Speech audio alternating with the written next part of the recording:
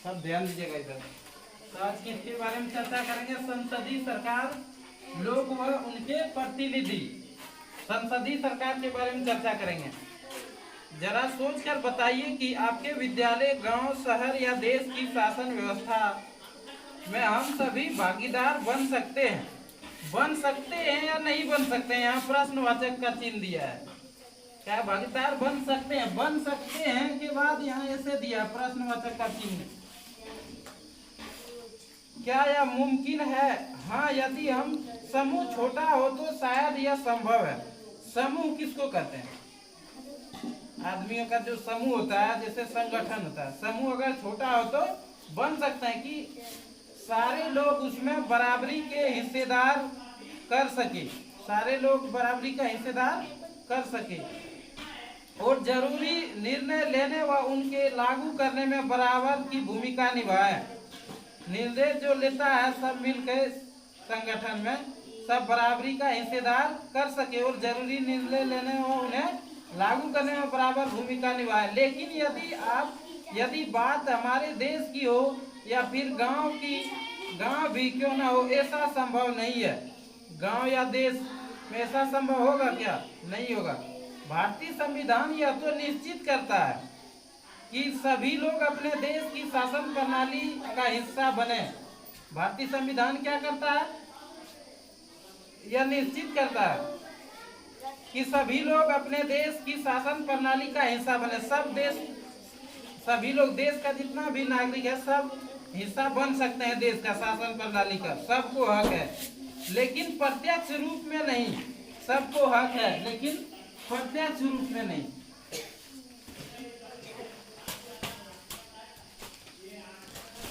प्रत्यक्ष रूप में नहीं बन सकते हैं। अपने प्रतिनिधि द्वारा हमारे देश में 18 वर्ष या उससे ऊपर के सभी नागरिक को मत देकर अपने प्रतिनिधि को चुनने का अधिकार है। मत देकर अपने प्रतिनिधि को चुनने का अधिकार है।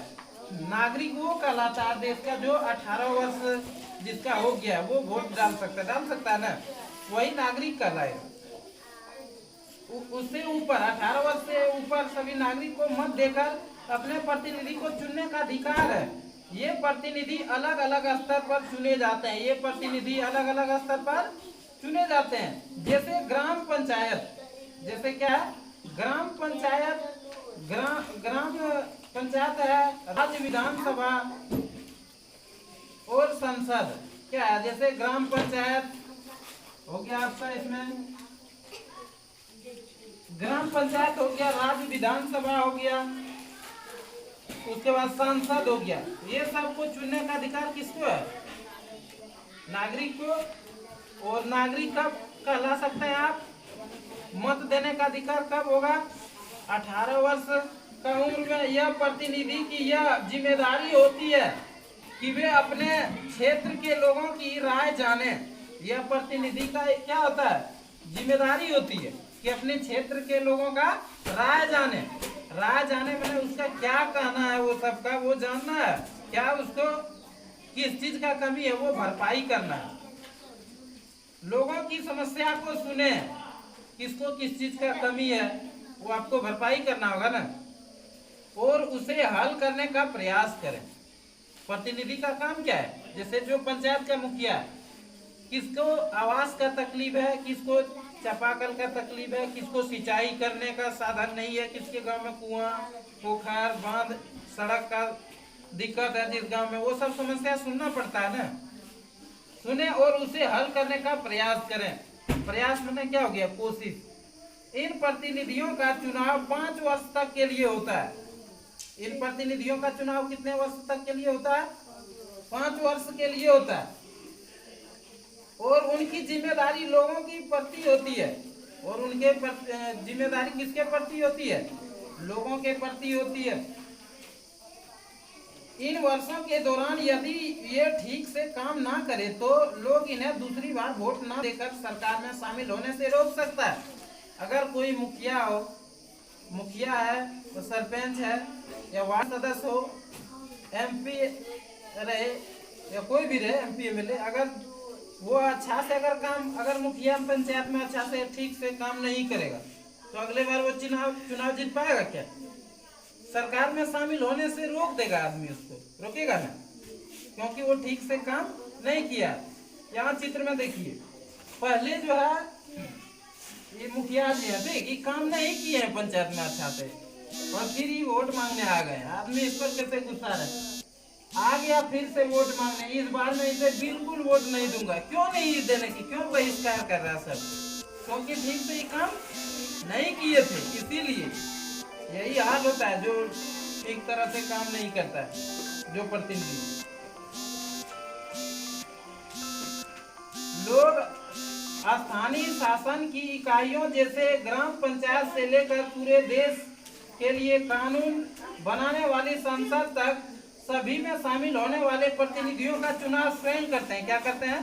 प्रतिनिधि का चुनाव स्वयं करते हैं। प्रतिनिधि लोगों की तरफ से कानून बनाने, उन्हें लागू करने और शासन के जरूरी निर्णय लेने का कार्य करते हैं। लोग भी क्या करते हैं? शासन के प्रतिनिधि लोगों की तरफ से कानून बनाने, उन्हें लागू करने और शासन के जरूरी निर्णय लेने का कार्य करते हैं। संसदीय सरकार में अब क्या है? संसदीय सरकार। संसदीय सरकार किसको कहते हैं? प्रतिनिधियों का चुनाव एक निश्चित समय के लिए होता है। प्रतिनिधियों का चुनाव कैसे होता है?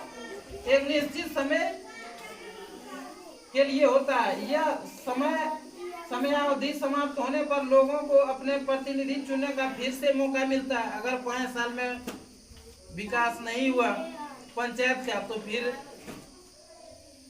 उसको प्रतिनिधि चुनने का मौका 5 साल में मिल जाएगा ना, मिल जाता है। उदाहरण के लिए भारत में अवधि सामान्यतः 5 साल की है। भारत में अवधि कितने साल की है? 5 साल की। 5 साल के बाद होने वाले चुनाव में लोग पुराने प्रतिनिधियों को दोबारा वोट ना देकर नए प्रतिनिधि भी चुन सकते हैं। पुराने प्रतिनिधियों को क्या करते हैं? वोट नहीं देते हैं। किसको चुनते हैं? नए प्रतिनिधि, मतलब नया मुखिया चुन लेता है, नया सरपंच चुन लिया, नया वार्ड सदस्य, नया पंचायत समिति, तो नया जिला परिषद, सब अलग अलग चुन लेते हैं। तो हम चर्चा कर रहे थे किसके बारे में?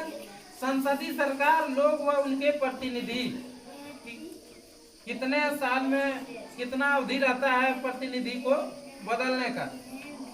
अगला क्लास में हम चर्चा करेंगे संसद का संगठन, लोकसभा, राज्यसभा के बारे में।